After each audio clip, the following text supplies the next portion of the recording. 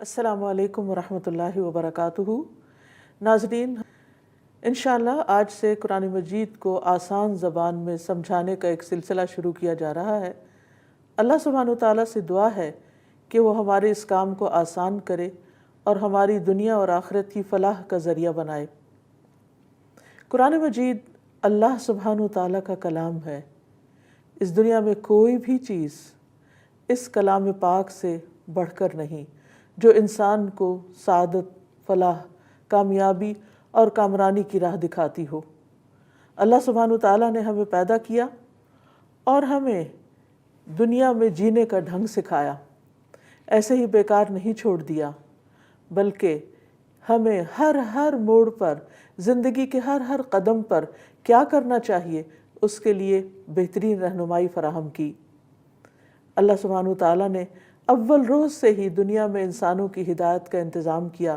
آدم علیہ السلام کو جب دنیا میں اتارا گیا تو فرمایا فَإِمَّا يَأْتِيَنَّكُم مِّنِّي هُدًى فَمَن تَبِعَ هُدَايَ فَلَا خَوْفٌ عَلَيْهِمْ وَلَا هُمْ يَحْزَنُونَ کہ پھر اگر میری طرف سے تمہارے پاس کوئی ہدایت آئے، رہنمائی کی بات آئے، تو جو میری ہدایت کی پیروی کرے گا اس کے لیے نہ کوئی خوف ہے نہ کوئی غم ہے۔ تو حقیقت یہ ہے کہ خوف اور غم سے آزاد زندگی گزارنے کے لیے ضروری ہے کہ اللہ سبحانہ وتعالیٰ کی بھیجی ہوئی ہدایت کی پیروی کی جائے۔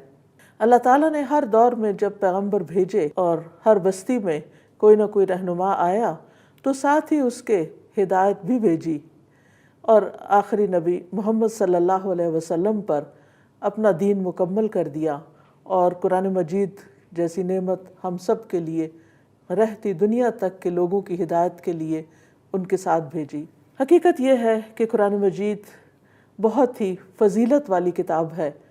قرآن مجید میں اس کے بارے میں آتا ہے کہ یہ ایک روشن اور واضح کتاب ہے۔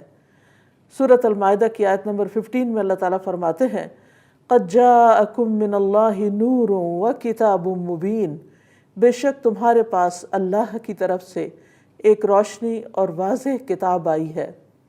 تو قرآن مجید ایک واضح کتاب ہے جس کو سمجھنا مشکل نہیں، اگر انسان اپنے فائدے کے لیے اور ضرورت کے لیے اور اللہ تعالیٰ کی رضا کے لیے اور ہمیشہ کی زندگی کی کامیابی کے لیے اس کتاب سے فائدہ اٹھانا چاہتا ہے تو یہ کتاب اس کو رہنمائی دیتی ہے۔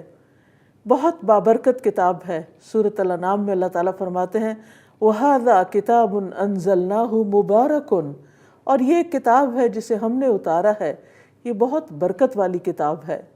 پھر اسی طرح ایک اور جگہ پر فرمایا وَإِنَّهُ لَكِتَابٌ عَزِيزٌ کہ یہ ایک زبردست کتاب ہے۔ سورۃ الحجر میں اس کے لیے القرآن العظیم کے الفاظ آتے ہیں، حکمت سے بھری ہوئی کتاب ہے، یاسین والقرآن الحکیم، یاسین قسم ہے قرآن کی جو حکمت سے بھرا ہوا ہے، حکمت سے لبریز ہے۔ اور حقیقت یہ ہے کہ یہ کتاب سب سے درست راستے کی طرف رہنمائی کرتی ہے۔ سورۃ الاسراء آیت نمبر 9 میں اللہ تعالیٰ فرماتے ہیں إِنَّ هَذَا الْقُرْآنَ يَهْدِي لِلَّتِي هِيَ أَقْوَمُ وَيُبَشِّرُ الْمُؤْمِنِينَ الَّذِينَ يَعْمَلُونَ الصَّالِحَاتِ أَنَّ لَهُمْ أَجْرًا كَبِيرًا بلا شبہ یہ قرآن اس راستے کی ہدایت دیتا ہے جو سب سے سیدھا ہے، اور ان ایمان والوں کو جو نیک اعمال کرتے ہیں خوشخبری دیتا ہے کہ ان کے لیے بہت بڑا اجر ہے۔ تو گویا یہ کتاب ہمارے لیے اجر عظیم میں اضافہ کرنے والی ہے اور سب سے سیدھے راستے کی طرف رہنمائی کرتی ہے، اس لیے ہم سب کے لیے ضروری ہے کہ اس سے بھرپور فائدہ اٹھائیں۔ پھر اسی طرح یہ کہ یہ کتاب اللہ تعالیٰ نے نصیحت کے لیے بہت آسان کر دی ہے۔ سورۃ القمر میں بارہا فرمایا وَلَقَدْ يَسَّرْنَا الْقُرْآنَ لِلذِّكْرِ فَهَلْ مِن مُّدَّكِرٍ بلا شبہ یقیناً ہم نے قرآن کو نصیحت کے لیے آسان کر دیا، تو کیا ہے کوئی جو نصیحت حاصل کرے؟ تو کیا ہم اس کے لیے تیار ہیں کہ اس سے نصیحت حاصل کریں؟ کیونکہ اللہ سبحانہ وتعالیٰ نے بندوں کے لیے اس راستے کو آسان کر دیا، اب یہ بندوں کی ذمہ داری ہے کہ اس سے بھرپور فائدہ اٹھائیں۔ تو قرآن مجید اللہ تعالیٰ نے بھیجا تاکہ ہم اس کو پڑھیں، اس کو سمجھیں، اس پر غور و فکر کریں، اس کی تلاوت کریں، اس کو اپنے سینوں میں محفوظ کریں، اس پر تدبر کریں، اس پر عمل کریں اور دوسروں کو اس کی طرف دعوت دیں، اس کی طرف بلائیں تاکہ وہ بھی ہدایت پائیں، تاکہ وہ بھی دنیا میں خوف اور غم سے آزاد ہوں، تاکہ وہ آخرت میں نجات پائیں۔ تو اس لیے ہم سب کے لیے ضروری ہے کہ قرآن مجید کو سمجھ کر پڑھیں۔ اللہ سبحانہ وتعالیٰ قرآن مجید میں فرماتے ہیں افلا یتدبرون القرآن ولو کان من عند غیر اللہ لوجدوا فیہ اختلافا کثیرا۔ تو کیا وہ قرآن میں غور و فکر نہیں کرتے؟ تو گویا قرآن خود دعوت دے رہا ہے کہ آؤ اور غور و فکر کرو، اور اگر وہ اللہ کے علاوہ کسی اور کی طرف سے ہوتا تو وہ اس میں بہت زیادہ اختلاف پاتے۔ حقیقت یہ ہے کہ یہ کتاب غور و فکر کے لیے بھی ہے، یہ ایک عام انسان کو بھی رہنمائی دیتی ہے اور ان لوگوں کو بھی جو علم اور عقل کے ایک بڑے درجے اور ایک مقام پر فائز ہیں۔ حقیقت یہ ہے کہ اللہ تعالیٰ جس کے ساتھ بھلائی کا ارادہ کرتا ہے اس کو اس دین کی سمجھ عطا کرتا ہے۔ رسول اللہ صلی اللہ علیہ وسلم نے فرمایا من یرد اللہ بہ خیرا یفقہہ فی الدین۔ اللہ تعالیٰ جس کے ساتھ بھلائی کا ارادہ کرتا ہے اس کو دین کی سمجھ دیتا ہے۔ قرآن مجید کا سیکھنا اور سمجھنا دنیا کی ہر متاع اور ہر نعمت سے قیمتی چیز ہے۔ عقبہ بن عامر رضی اللہ عنہ روایت کرتے ہیں کہ رسول اللہ صلی اللہ علیہ وسلم اس حال میں تشریف لائے کہ ہم صفہ میں بیٹھے ہوئے تھے۔ آپ نے فرمایا کیا تم میں سے کوئی یہ پسند کرتا ہے کہ وہ روزانہ صبح بتحان یا عقیق کی طرف جائے اور وہاں سے بغیر کسی گناہ اور بغیر کسی قطع رحمی کے بڑے بڑے کوہان والی 2 اونٹنیاں لے آئے؟ ہم نے عرض کیا اللہ کے رسول ہم اس کو پسند کرتے ہیں۔ تو آپ نے فرمایا کیا تم میں سے کوئی صبح مسجد کی طرف نہیں جاتا کہ وہ اللہ عز و جل کی کتاب کی 2 آیتیں خود سیکھے یا سکھائے؟ یہ اس کے لیے 2 اونٹنیوں سے بہتر ہے، اور 3 سے بہتر ہے، اور 4 سے بہتر ہے۔ اسی طرح آیتوں کی تعداد اونٹنیوں کی تعداد سے بہتر ہے۔ اور ویسے بھی قرآن مجید سیکھنے اور سکھانے والوں کو بہترین لوگ قرار دیا گیا۔ فرمایا خیرکم من تعلم القرآن وعلمہ۔ حقیقت یہ ہے کہ اللہ سبحانہ تعالیٰ کی نگاہ میں وہ انسان بہت بہترین انسان ہے کہ جو قرآن سیکھتا ہے اور سکھاتا ہے، اس کے ساتھ اپنا وقت گزارتا ہے۔ اگر ہمیں دنیا کا کوئی فائدہ بتائے کہ اگر آپ یہ کام کریں یا یہ علم حاصل کریں تو آپ کو اتنی اور اتنی دولت ملے گی، تو یقیناً ہم سب اس کی طرف لپک پڑیں گے۔ لیکن اللہ کی کتاب کے ذریعے انسان کو اللہ کی نگاہ میں بڑا ہونے کا جو مقام اور مرتبہ ملتا ہے اس کی طرف ہمیں شوق سے بڑھنا چاہیے۔ اور اللہ سبحانہ تعالیٰ ایسے لوگوں کو جو قرآن کے ساتھ وقت گزارتے ہیں اپنے خاص لوگ قرار دیتے ہیں۔ رسول اللہ صلی اللہ علیہ وسلم نے فرمایا لوگوں میں سے کچھ اہل اللہ ہوتے ہیں۔ آپ سے پوچھا گیا کہ وہ کون لوگ ہیں جن کو اللہ اپنا اہل قرار دیتا ہے؟ تو نبی صلی اللہ علیہ وسلم نے فرمایا وہ اہل القرآن ہیں، جو اہل اللہ اور اس کے خاص لوگ ہوتے ہیں۔ تو کیا ہمیں اس بات کا شوق نہیں؟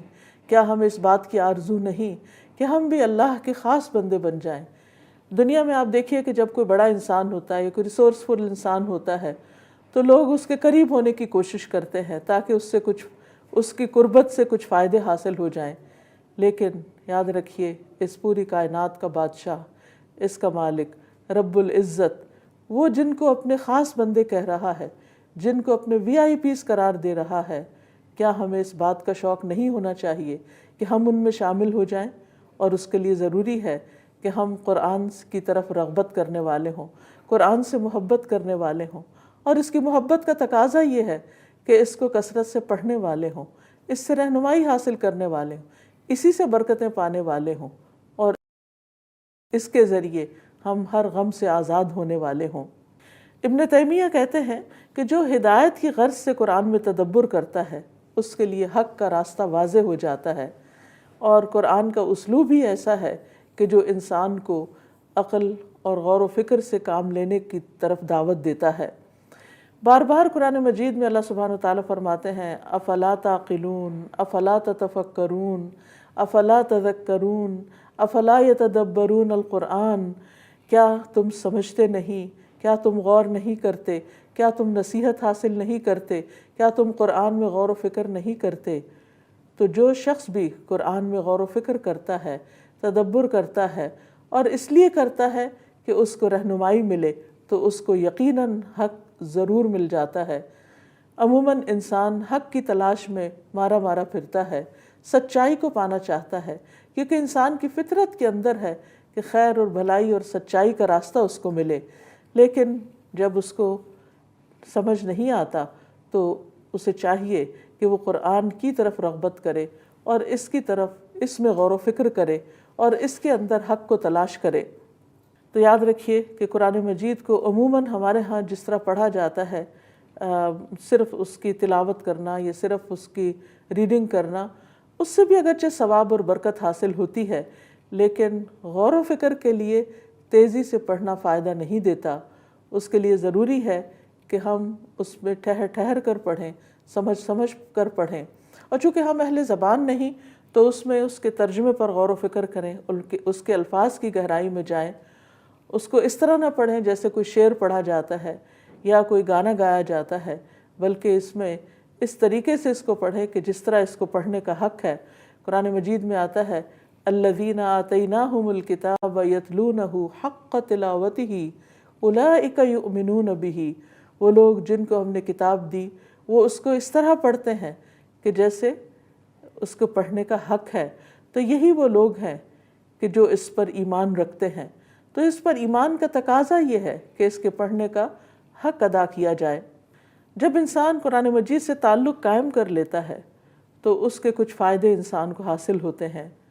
سب سے پہلی بات تو یہ کہ انسان کو جینے کا لطف آ جاتا ہے، انسان کو زندگی مل جاتی ہے، انسان کی روح کی غذا اس کو مل جاتی ہے، اس کی روح قوت پکڑتی ہے جس سے اس کی روح سرشار ہو جاتی ہے اور وہ انسان حقیقی معنوں میں خوش ہو جاتا ہے۔ قرآن مجید میں اللہ تعالیٰ فرماتے ہیں سورۃ الانفال کی آیت نمبر 24 میں، یا ایھا الذین آمنوا استجیبوا للہ وللرسول اذا دعاکم لما یحییکم، اے لوگو جو ایمان لائے ہو، اللہ اور اس کے رسول کی دعوت قبول کرو جب وہ تمہیں اس چیز کے لیے دعوت دے جو تمہیں زندگی بخشتی ہو۔ تو حقیقت یہ ہے کہ اللہ اور اس کے رسول کی دعوت زندگی بخشنے والی چیز ہے، تو اللہ کی دعوت اس قرآن کے ذریعے ہے۔ اور ویسے بھی اس کتاب کو اللہ سبحانہ وتعالیٰ نے ہدایت کے لیے بھیجا ہے۔ ایک جگہ پر آتا ہے ھدی للناس، کہ یہ تمام انسانوں کے لیے ہدایت ہے۔ دوسری جگہ پر آتا ہے ھدی للمتقین، کہ یہ اللہ سے ڈرنے والوں کے لیے ہدایت ہے۔ حقیقت یہ ہے کہ ان ھذا القرآن یہدی للتی ہی اقوم، یہ قرآن تو وہ راستہ دکھاتا ہے جو سب سے سیدھا ہے، اور پھر گمراہی سے بچنے کا ذریعہ بھی یہی کتاب ہے۔ اللہ سبحانہ وتعالیٰ قرآن مجید میں فرماتے ہیں فَمَنِ اتَّبَعَ هُدَايَ فَلَا يَضِلُّ وَلَا يَشْقَى، جو میری ہدایت کے پیچھے چلا تو وہ نہ گمراہ ہوگا اور نہ مصیبت میں پڑے گا، یعنی دنیا میں گمراہ نہیں ہوگا اور آخرت میں محروم نہیں ہوگا۔ رسول اللہ صلی اللہ علیہ وسلم نے بھی یہ فرمایا کہ میں تمہارے درمیان دو چیزیں چھوڑ کر جا رہا ہوں، اگر تم ان کو مضبوطی سے پکڑے رکھو گے تو کبھی گمراہ نہیں ہوگے۔ ایک اللہ کی کتاب ہے اور دوسرے اس کے رسول صلی اللہ علیہ وسلم کی سنت، یعنی جب تک ان کو مضبوطی سے تھام رکھو گے، اور مضبوطی سے تھامنے کا مطلب یہ ہے کہ ان کو اچھی طرح سمجھا جائے، پڑھا جائے، ان میں غور و فکر کیا جائے اور اس کے مطابق اپنی زندگی کو چلایا جائے۔ پھر اسی طرح یہ ہے کہ قرآن مجید سے انسان کو روشنی اور فرقان ملتا ہے، جس کے ذریعے وہ اپنی زندگی کے مشکل مرحلوں میں آسانی کے ساتھ گزر جاتا ہے، کسی پریشانی کے بغیر گزر جاتا ہے۔ قرآن مجید میں قرآن کو فرقان بھی کہا گیا ہے کہ جو حق اور باطل کے درمیان فرق کرتا ہے۔ قرآن مجید پڑھنے سے انسان کے ایمان میں اضافہ ہوتا ہے۔ قرآن مجید میں آتا ہے سورۃ الانفال کی آیت نمبر 2 میں، انما المؤمنون الذین اذا ذکر اللہ وجلت قلوبہم وَإِذَا تُلِيَتْ عَلَيْهِمْ آيَاتُهُ زَادَتْهُمْ إِيمَانًا وَعَلَىٰ رَبِّهِمْ يَتَوَكَّلُونَ، کہ اصل مومن تو وہی ہے کہ جب اللہ کا ذکر کیا جائے تو ان کے دل ڈر جاتے ہیں، اور جب ان پر اس کی آیات پڑھی جائیں تو انہیں ایمان میں بڑھا دیتی ہیں، اور وہ اپنے رب ہی پر بھروسہ کرتے ہیں۔ تو اس سے کیا پتہ چلتا ہے کہ جب ایک انسان اپنے ایمان کے ساتھ، اپنے یقین کے ساتھ اللہ کی کتاب کو پڑھتا ہے تو واقعی اس کے دل کے اندر ایک ہلچل مچ جاتی ہے، اور جب اس پر یعنی وہ ان آیات کی تلاوت سنتا ہے تو پھر اس کی روح سرشار ہوتی ہے اور اس کے ایمان میں اضافہ ہوتا ہے۔ یاد رکھیے کہ انسان کے عمل صالح کا تعلق بھی انسان کے ایمان کے ساتھ ہے۔ انسان کا ایمان جتنا مضبوط ہوتا ہے اتنا ہی اس کے اندر عمل کا جذبہ پیدا ہوتا ہے۔ بہت سے لوگوں کو نماز پڑھنا ایک مشکل کام لگتا ہے، کیوں؟ اس لیے کہ ایمان کمزور ہے۔ جب ایمان مضبوط ہوگا تو نماز کا شوق اور نماز کی محبت پیدا ہو جائے گی۔ اسی طرح بندوں کی خدمت، نیکی کے دیگر کام، ان کے کرنے میں انسان کا ذوق اور شوق اس وقت زیادہ ہو جاتا ہے جب انسان کا ایمان بڑھ جاتا ہے۔ اور ایمان کو بڑھانے کے لیے بہترین نسخہ کیا ہے کہ قرآن مجید کی تلاوت کی جائے، قرآن مجید کو سنا جائے اور قرآن مجید کو سمجھا جائے۔ ناظرین، یہاں پر لیں گے ہم ایک چھوٹی سی بریک، اور اس کے بعد ہم اپنی گفتگو جاری رکھیں گے۔ ہمارے ساتھ رہیے گا۔ السلام علیکم ناظرین، ہم دوبارہ اپنی گفتگو کا سلسلہ شروع کرتے ہیں۔ تو ہم بات کر رہے تھے، جندب بن عبداللہ کہتے ہیں کہ ہم نے ایمان سیکھا، پھر ہم نے قرآن سیکھا جس سے ہمارے ایمان میں اضافہ ہوا، یعنی لا الہ الا اللہ کو جانا، اور پھر اس کے بعد اللہ کی کتاب کو سیکھا جس سے ہمارے ایمان میں اضافہ ہوا، اور اس اضافے کا فائدہ کیا ہوتا ہے کہ انسان کے عمل میں اضافہ ہو جاتا ہے۔ ابن مسعود رضی اللہ عنہ کہتے ہیں کہ جس میں یہ 3 باتیں پائی جاتی ہوں اللہ اس کے دل کو ایمان سے بھر دیتا ہے: عالم کی صحبت اختیار کرنا، قرآن کی تلاوت کرنا، اور روزے رکھنا۔ ابن مسعود رضی اللہ عنہ کہتے ہیں کہ جو شخص قرآن سے محبت کرتا ہے وہ اللہ اور اس کے رسول سے محبت کرتا ہے۔ یعنی یہ ہو نہیں سکتا کہ کسی کو اللہ سے محبت ہو اور اس کی کتاب سے محبت نہ ہو، اور یہ ہو نہیں سکتا کہ کوئی قرآن سے محبت کا دعویٰ کرے اور پھر وہ اللہ تعالیٰ اور اس کے رسول صلی اللہ علیہ وسلم سے محبت نہ کرے۔ پھر یہ بھی یاد رکھیے کہ انسان جب قرآن پڑھتا ہے تو اسے اللہ کی رحمت ملتی ہے، اور جس کی زندگی میں اللہ سبحانہ وتعالیٰ کی رحمت ہو پھر اسے کس چیز کی کمی ہو سکتی ہے؟ قرآن مجید میں اللہ تعالیٰ فرماتے ہیں وَهَذَا كِتَابٌ أَنزَلْنَاهُ مُبَارَكٌ فَاتَّبِعُوهُ وَاتَّقُوا لَعَلَّكُمْ تُرْحَمُونَ، اور یہ کتاب جو ہم نے نازل کی ہے بڑی بابرکت ہے، لہٰذا اس کی پیروی کرو اور تقوی اختیار کرو، شاید کہ تم پر رحم کیا جائے۔ یعنی اللہ کی رحمت پانے کے لیے ضروری ہے کہ انسان کے اندر تقوی ہو، اور تقوی کس چیز سے آتا ہے؟ وہ بھی اس کتاب کو پڑھنے سے آتا ہے، اور یہ بہت بابرکت کتاب ہے۔ اور اس کی برکت کیا ہے؟ برکت کا ویسے بھی مفہوم یہ ہے کہ کسی بھی چیز میں بڑھوتری ہونا، اضافہ ہونا، نعمتوں کا زوال نہ ہونا، نعمتیں باقی رہنا۔ اور اس میں جب اگر زندگی دیکھی جائے تو زندگی میں برکت کا مطلب یہ ہے کہ انسان کی زندگی میں ویسے بھی اضافہ، لیکن جتنی بھی زندگی ہے اس میں انسان بہترین سے بہترین کام کر جائے۔ رزق میں برکت کا مطلب یہ ہے کہ انسان کو جو بھی اللہ نے دیا ہے وہ اس کے لیے کشادہ ہو جائے، اس کے اندر فقر کا اندیشہ نہ ہو، چیزوں کی کمی کا خوف نہ ہو۔ پھر اسی طرح وقت میں برکت کیا ہے کہ انسان ہر وقت کی تنگی کا شکار اور پریشان نہ رہے۔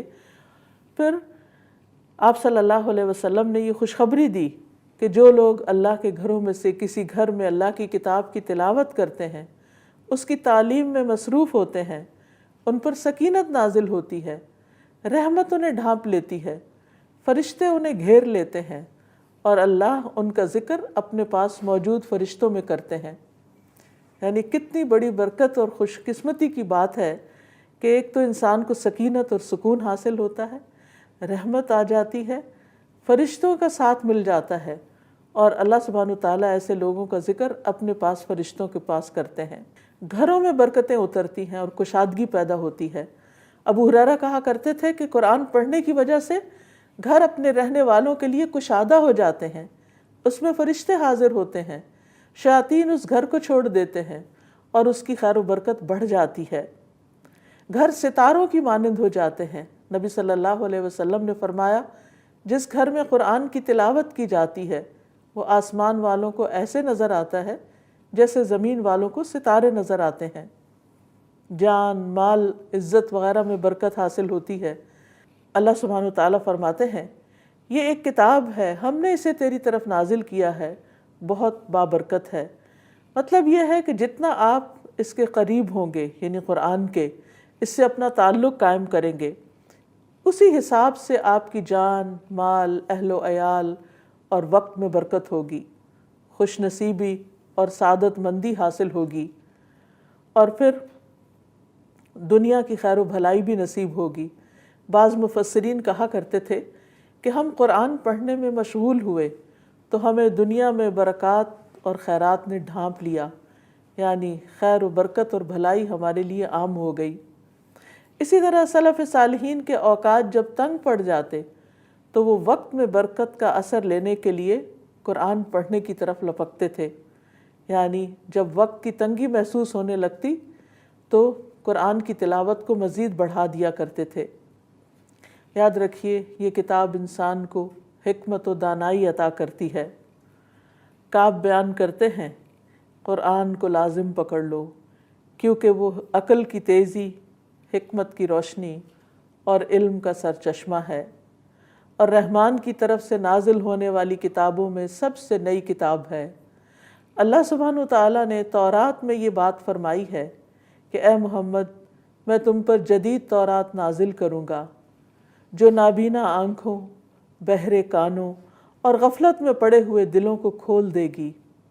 حقیقت یہ ہے کہ یہ کتاب انسان کو غفلت سے باہر نکالتی ہے، دلوں کے بوجھ دور کرتی ہے، انسان کو روشنی عطا کرتی ہے، ڈپریشن سے نکالتی ہے، زندگی میں بہتر سے بہتر کام کرنے کی طرف لے جاتی ہے، جس کے بعد انسان اپنی زندگی میں بھی زیادہ پروڈکٹیو ہو جاتا ہے اور دوسروں کے لیے بھی خیر اور بھلائی اور بہتر تبدیلی کے راستے پیدا کرتا ہے۔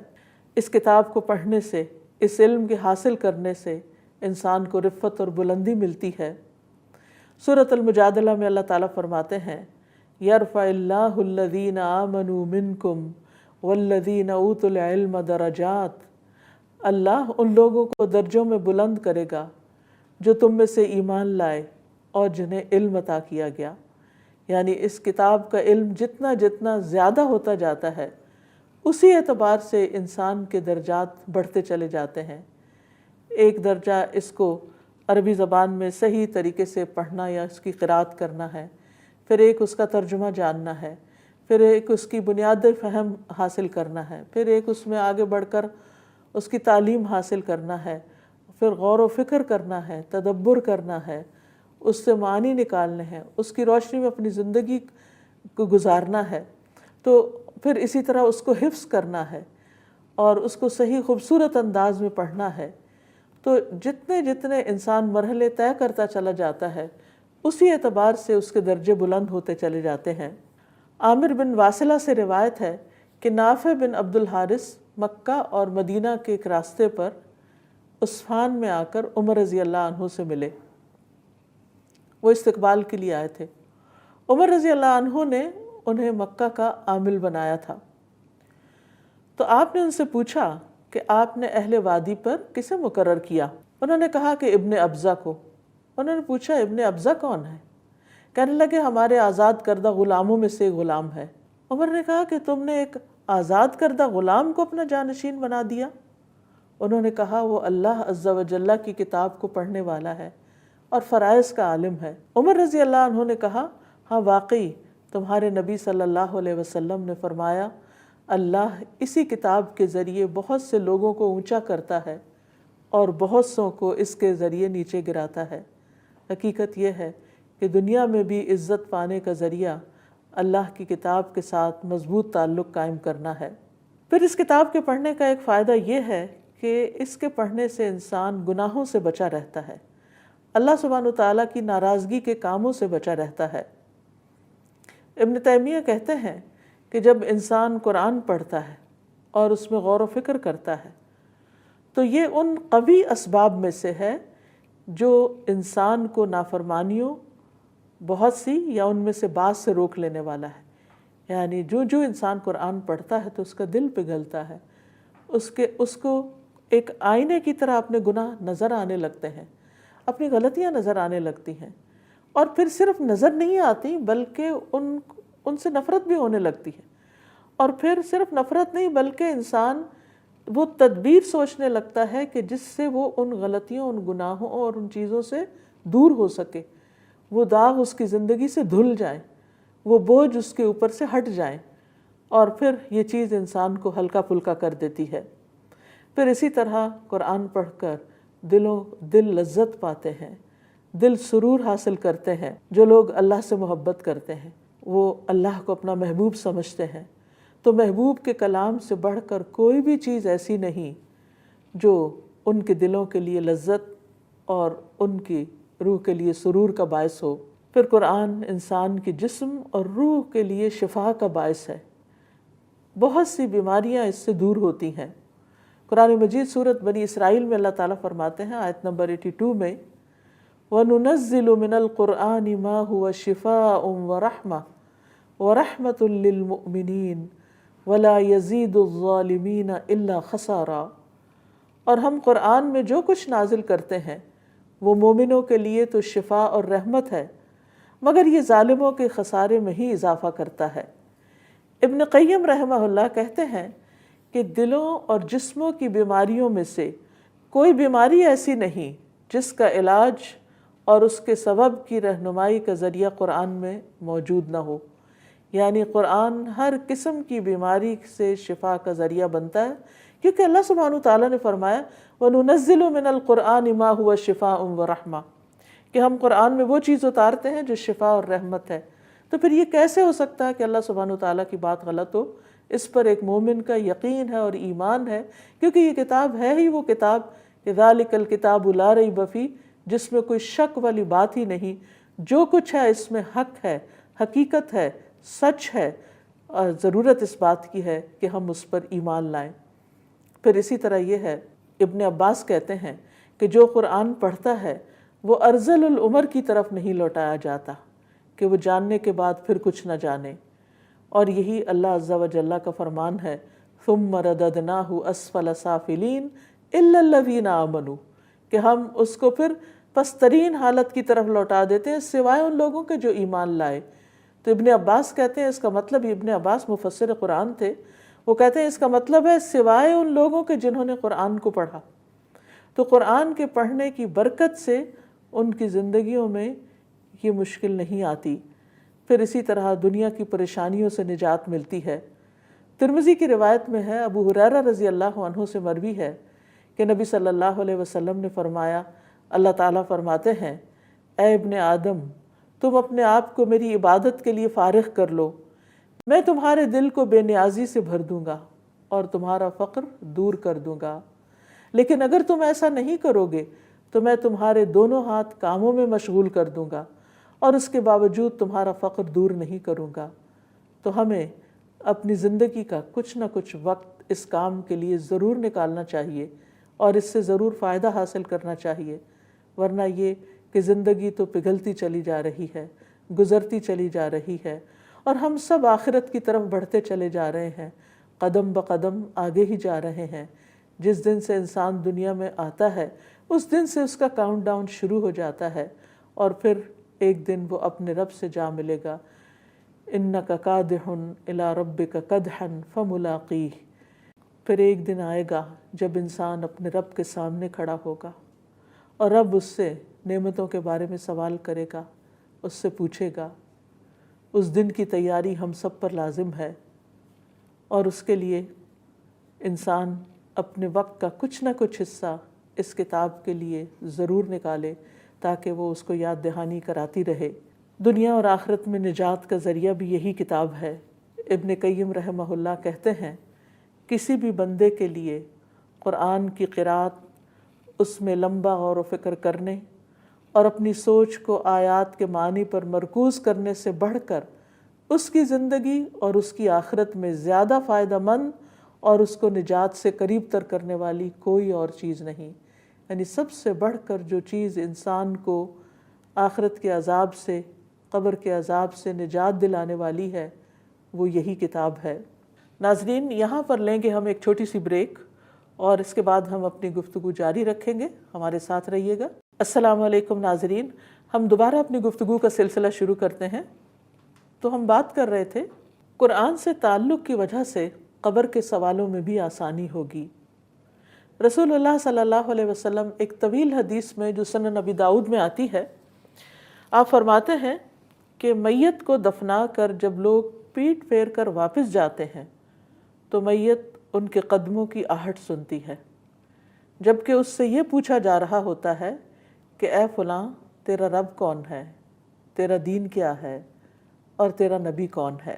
فرمایا اس کے پاس 2 فرشتے آتے ہیں، اسے بٹھاتے ہیں اور اسے کہتے ہیں من ربو کا، تیرا رب کون ہے؟ تو وہ کہتا ہے ربی اللہ، میرا رب اللہ ہے۔ پھر وہ اس سے پوچھتے ہیں ما دینو کا، تیرا دین کیا ہے؟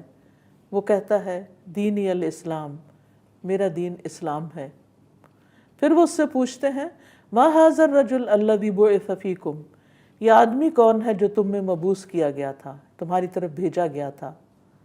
تو وہ کہتا ہے ہوا رسول اللہ صلی اللہ علیہ وسلم، وہ اللہ کے رسول ہیں۔ پھر وہ کہتے ہیں وما یدریک، یہ تجھے کیسے پتہ چلا، یہ باتیں تجھے کہاں سے پتہ چلی؟ وہ کہتا ہے قرأت کتاب اللہ فآمنت بہ وصدقت، میں نے اللہ کی کتاب پڑھی، میں اس پر ایمان لایا اور میں نے اس کی تصدیق کی۔ تو یہ ہے قرآن پڑھنے کا وہ فائدہ جو انسان کو مرنے کے فوراً بعد اپنی قبر میں نظر آئے گا، اور اس وقت اس کے جواب درست ہوں گے کیونکہ وہ اللہ کی کتاب کو پڑھنے والا تھا۔ نہ صرف یہ کہ قبر کے اندر، بلکہ قیامت کے دن انسان جب اٹھے گا تو اس وقت بھی قرآن اس کے لیے سفارشی بن کر آئے گا۔ ابو امامہ باہلی سے مروی ہے، کہتے ہیں کہ میں نے رسول اللہ صلی اللہ علیہ وسلم کو فرماتے ہوئے سنا قرآن کی تلاوت کرو، بلا شبہ قیامت کے دن یہ اپنے ساتھیوں کے لیے سفارش بن کر آئے گا۔ قیامت کے دن اپنے بھی پرائے ہو جائیں گے، ماں باپ ان کو اپنی پڑی ہوگی، بچے وہ اپنی پریشانی میں مبتلا ہوں گے، دوست احباب رشتہ دار کوئی کسی کے کام نہیں آئے گا۔ لا یسأل حمیم حمیما، کوئی جگری دوست کسی جگری دوست کے کام نہیں آئے گا، اس سے پوچھے گا بھی نہیں۔ دنیا میں تو یہ ہوتا ہے کہ ذرا سی دوسرے شخص کو تکلیف پہنچے تو فوراً حال چال پوچھنے لگتے ہیں، بار بار کال کرتے ہیں، کنسرنڈ ہوتے ہیں، لیکن وہاں کی ہولناکیوں میں کوئی کسی کو نہیں پوچھے گا، کوئی کسی کے کام نہیں آئے گا۔ وہاں پر انسان کا عمل ہی اس کے ساتھ ہوگا، اور اس میں خاص طور پر قرآن اپنے ساتھیوں کے لیے، ساتھیوں سے مراد اپنے پڑھنے والوں کے لیے سفارش بن کر آئے گا اور انہیں اس مشکل سے نکالے گا۔ قرآن پڑھنے والوں کا جنت میں بھی بہت اعلیٰ مقام ہوگا۔ رسول اللہ صلی اللہ علیہ وسلم نے فرمایا قرآن روز قیامت اس آدمی کے روپ میں آئے گا جس کا رنگ اڑا ہوا ہوگا، اور اپنے ساتھی سے پوچھے گا کیا تو مجھے پہچانتا ہے؟ پھر قرآن اپنا تعارف پیش کرتے ہوئے کہے گا میں وہی ہوں جو تجھے تیری راتوں کو بیدار رکھتا تھا، یعنی تو رات کو پڑھتا تھا مجھے، اور دوپہروں کو پیاسا رکھتا تھا، یعنی دن میں تو اس کثرت سے مجھے پڑھتا تھا، یاد کرتا تھا کہ تجھے تمہارا منہ سوکھ جاتا۔ اور یقیناً ہر تاجر اپنی تجارت کے پیچھے ہوتا تھا، اور میں آج ہر تاجر کو چھوڑ کر تیرے لیے ہوں۔ پھر اسے دائیں ہاتھ میں بادشاہت اور بائیں ہاتھ میں ہمیشگی دی جائے گی، اس کے سر پر وقار کا تاج رکھا جائے گا، اس کے والدین کو 2 عمدہ پوشاکیں پہنائی جائیں گی، وہ اتنی قیمتی ہوں گی کہ دنیا و ما فیہا میں کوئی چیز ان کا مقابلہ نہیں کر سکتی۔ وہ دونوں کہیں گے اے رب ہمارے لیے یہ کہاں سے آیا؟ کہا جائے گا اپنے بیٹے کو قرآن سکھانے کی وجہ سے۔ صاحب قرآن کو روز قیامت کہا جائے گا کہ پڑھتا جا اور جنت کے درجے چڑھتا جا، اور اسی طرح ٹھہر ٹھہر کر پڑھ جس طرح تو دنیا میں ٹھہر ٹھہر کر پڑھتا تھا، پس تیرا مقام وہ ہوگا جہاں تیری آخری آیت ہوگی۔ تو آپ سوچئے کہ اگر والدین کا اتنا زیادہ اکرام ہوگا تو پھر جس شخص نے خود قرآن پڑھا ہوگا اس کا مقام اور اس کا درجہ کتنا بڑا ہوگا۔ جہاں قرآن مجید پڑھنے کے دنیا، قبر اور آخرت میں فائدے ہیں، وہاں قرآن سے منہ موڑنے کے نقصانات بھی ہیں، اور یہ بھی ہمیں قرآن ہی سے پتہ چلتے ہیں۔ سورۃ الزخرف میں اللہ تعالیٰ فرماتے ہیں مَن یعش عن ذکر الرحمن نقیض لہ شیطانا فہو لہ قرین، اور جو شخص رحمان کے ذکر سے آنکھیں بند کر لیتا ہے ہم اس پر ایک شیطان مسلط کر دیتے ہیں جو اس کا ساتھی بن جاتا ہے۔ یعنی جو شخص اللہ کا ذکر نہیں کرتا، اللہ کی کتاب کو نہیں پڑھتا، پھر شیطان اس پر حاوی ہو جاتا ہے، اور بے شک وہ ضرور انہیں اصل راستے سے روکتے ہیں اور یہ سمجھتے ہیں کہ بے شک وہ سیدھی راہ پر چلنے والے ہیں۔ یعنی اس وقت انسان کو اپنی غلطی کا بھی احساس نہیں ہوتا، وہ غلط کر رہا ہوتا ہے، شیطان اس کو اندھا کیے ہوئے ہوتا ہے، حق دیکھنے نہیں دیتا، اور انسان سمجھتا ہے کہ وہ جو کچھ کر رہا ہے وہ بالکل صحیح ہے۔ اسی طرح اللہ کی کتاب سے منہ موڑنے کا نتیجہ دنیا کی زندگی تنگ ہونا ہے۔ سورۃ طٰہٰ میں اللہ تعالیٰ فرماتے ہیں وَمَنْ أَعْرَضَ عَنْ ذِكْرِي فَإِنَّ لَهُ مَعِيشَةً ضَنْكًا وَنَحْشُرُهُ يَوْمَ الْقِيَامَةِ أَعْمَى قَالَ رَبِّ لِمَ حَشَرْتَنِي أَعْمَى وَقَدْ كُنْتُ بَصِيرًا قَالَ كَذَلِكَ أَتَتْكَ آيَاتُنَا فَنَسِيتَهَا وَكَذَلِكَ الْيَوْمَ تُنْسَى، اور جس نے میری نصیحت سے منہ موڑا تو بے شک اس کے لیے تنگ زندگی ہے، اور ہم اسے قیامت کے دن اندھا کر کے اٹھائیں گے۔ سوچئے ذرا، قیامت کے دن اندھا کر کے اٹھائیں گے۔ وہ کہے گا اے میرے رب تو نے مجھے اندھا کر کے کیوں اٹھایا، حالانکہ میں تو دیکھنے والا تھا۔ وہ فرمائے گا اسی طرح تیرے پاس ہماری آیات آئیں تو تو انہیں بھول گیا، فنسیتہا، تو نے ان کو بھلا دیا، اللہ کی آیات کو، اور اسی طرح آج تو بھلایا جائے گا، یعنی آج تیرا بھی کوئی پرسان حال نہیں۔ تو سوچئے سورۃ طٰہٰ کی آیت ہمیں کتنا بڑا سبق دے رہی ہے کہ جو شخص اس کتاب سے منہ موڑے گا دنیا میں بھی اس کو طرح طرح کی مشکلات پیش آئیں گی۔ بات یہ ہے کہ مشکلات تو ہر بندے کو پیش آتی ہیں، لیکن جب قرآن انسان کی زندگی میں ہوتا ہے تو اس کے دل کے اندر ایسی ٹھنڈک، ایسا سکون، ایسا سرور ہوتا ہے کہ وہ مشکلات اس کو مشکلات نہیں لگتی۔ پھر اسی طرح جب انسان قرآن نہیں پڑھتا تو گھروں سے برکت اٹھ جاتی ہے۔ ابو ہریرہ کہتے ہیں کہ قرآن نہ پڑھنے کی وجہ سے گھر اپنے رہنے والوں کے لیے تنگ ہو جاتا ہے۔ اس کا یہ مطلب نہیں کہ اس کے سائز میں کوئی وہ شرنک ہو جاتا ہے اس کا سائز، مطلب یہ ہے کہ اس کے پاس سب کچھ ہونے کے باوجود اس کے دل کے اندر تنگی ہوتی ہے، آپس میں ایک دوسرے کے لیے دل تنگ ہوتے ہیں۔ فرمایا فرشتے اس گھر کو چھوڑ دیتے ہیں، شیاطین اس میں بسیرا کر لیتے ہیں، اور اس کی خیر و برکت کم ہو جاتی ہے۔ اور اسی طرح آخرت میں بھی اس کے لیے سخت سزا کی وعید سنائی گئی۔ سورۃ الجاثیہ میں آتا ہے یسمع آیات اللہ تتلی علیہ ثم یصر مستکبرا کأن لم یسمعها فبشرہ بعذاب علیم، جو اللہ کی آیات سنتا ہے جبکہ اس کے سامنے پڑھی جا رہی ہوں، پھر وہ تکبر کرتے ہوئے اڑا رہتا ہے، اپنی ہی ڈگر پہ چلتا رہتا ہے، گویا کہ اس نے وہ سنا ہی نہیں، اللہ تعالیٰ کے احکامات کو سنے انسنے کر دیتا ہے، سو اسے دردناک عذاب کی بشارت دے دو۔ اللہ سبحانہ وتعالیٰ ہمیں اس سے محفوظ رکھے۔ اور آخری بات یہ جو سورۃ الفرقان میں کہی گئی کہ جو شخص قرآن کو چھوڑ دے گا وہ رسول کی شفاعت نہیں پائے گا، بلکہ رسول علیہ السلام اس کے خلاف گواہی دیں گے۔ فرمایا وقال الرسول یا رب ان قوم اتخذوا هذا القرآن مہجورا، اور رسول کہیں گے اے میرے رب بے شک میری قوم نے اس قرآن کو چھوڑ رکھا تھا۔ تو اللہ تعالیٰ سے دعا ہے کہ وہ ہمیں اس قرآن کو پڑھنے والا، اس کو سمجھنے والا، اس پر عمل کرنے والا بنائے، اور وہ تمام وعدے اور بشارتیں جو اس نے پڑھنے والوں کے لیے رکھی ہیں ہمیں ان کا اہل کر دے۔ اللہ ہم سب کو اپنی رحمتوں سے ڈھانپ لے اور ہمارے لیے اس سفر کو آسان کر دے۔ وآخر دعوانا ان الحمد للہ رب العالمین۔